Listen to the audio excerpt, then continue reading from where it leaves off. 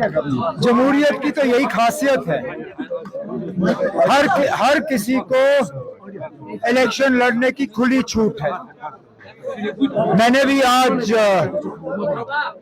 Indian express अखबार के जरिए ये खबर पढ़ी कि शायद जमाते इस्लामी जो ये कोशिश कर रही थी कि उनके ऊपर लगाई हुई बैन जो है वो उठे, और बैन उठने के बाद वो अपने नुमाइंदे इलेक्शन में उतारने की बात कर रहे थे।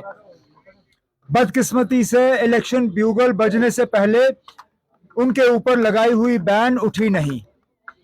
आज अखबारों के जरिए ये खबर आई है कि शायद वो अब इंडिपेंडेंट जो है कैंडिडेट्स उठाएंगे।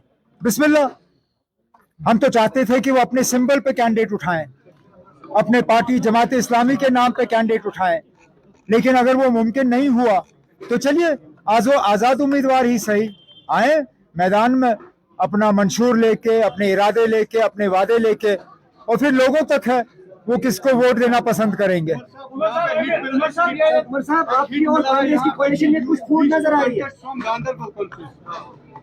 मैंने तकरीर में इसके बारे में बात की। मैं अभी इस पे और ज्यादा बात करना मैं नहीं पसंद करूंगा।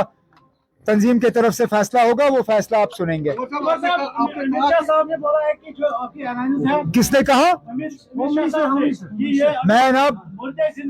मैं दिल की गहराइयों से होम मिनिस्टर साहब का शुक्रगुजार हूं कि उन्होंने हमारे मैनिफेस्टो का जिक्र किया। नहीं तो कहाँ हम छोटे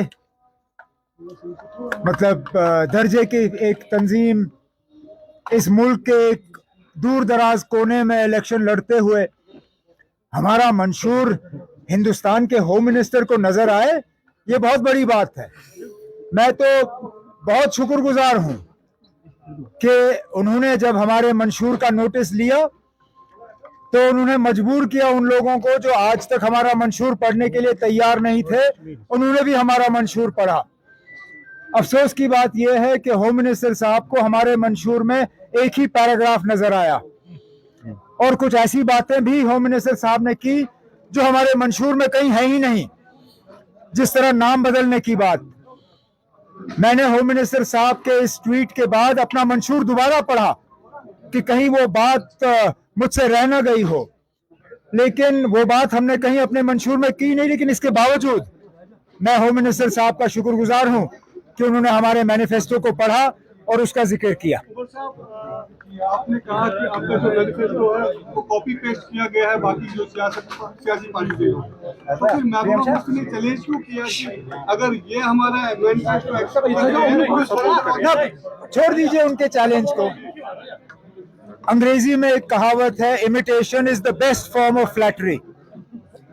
उन्होंने हमारे मैनिफेस्टो का नकल करके हमारी तारीफ की, हमें फ्लैटर किया, और ये साबित किया कि सबसे बेहतर और सबसे उम्दा अगर किसी जमात के पास आने वाले 5 साल के लिए एक प्रोग्राम है, वो जम्मू कश्मीर नेशनल कॉन्फ्रेंस है।